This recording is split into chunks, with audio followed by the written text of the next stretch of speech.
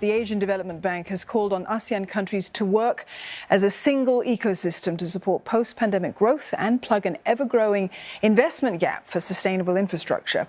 As ADB wraps up its annual meeting in South Korea, CNA's Lim Yun-suk sat down with the lender's Vice President Ahmed, Saeed, and Singapore's Second Minister for Finance and National Development, Indranee Rajah, who shared their views on the role of private capital in meeting the region's financing needs.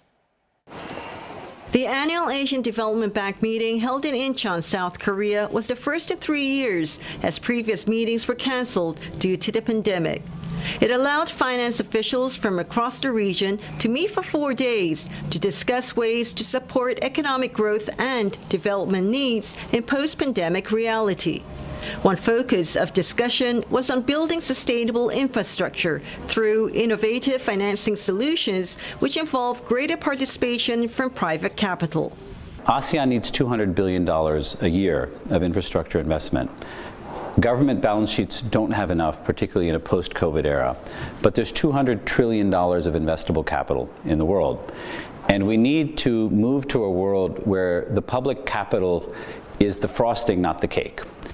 Singapore's Second Minister for Finance and National Development, Indranee Rajah, who was also in Incheon for the meeting, said while issues such as changing social, demographic and climate change have led to a pressing need for infrastructure investment, countries should recognize that these investments could also contribute to economic growth. So you've got opportunity, you've got challenge. And I think what both ADB as well as Singapore are trying to do is to find ways to bridge that gap. How to make the projects more bankable, how to reduce the risk, how to make them more acceptable to the investors. The situation is especially profound for countries such as South Korea and Japan, both facing a rapidly aging population. I think the big picture takeaways for ADB that we're trying to share with other countries are the need to make sure that we can build a future for those of us as we grow older where we can be active, where we can be healthy, and where we can be financially secure. Ms. Indranee says Singapore as a financial center is committed to playing the role of a hub for sustainable financing in the face of the changing landscape in the region.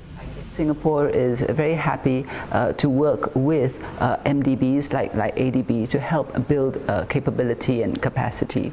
So in Singapore we have, for example, the Growing Infrastructure course. That is a course that introduces officials to PPPs, that's public-private partnerships, enables them to understand the space better, how to use it better, and obviously how to use it in conjunction with these tools.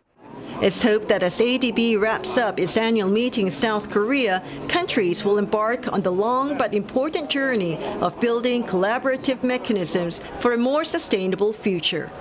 The bank will hold its next year's meeting in Tbilisi, the capital of Georgia. Lim Yun-suk, CNA, Incheon, South Korea.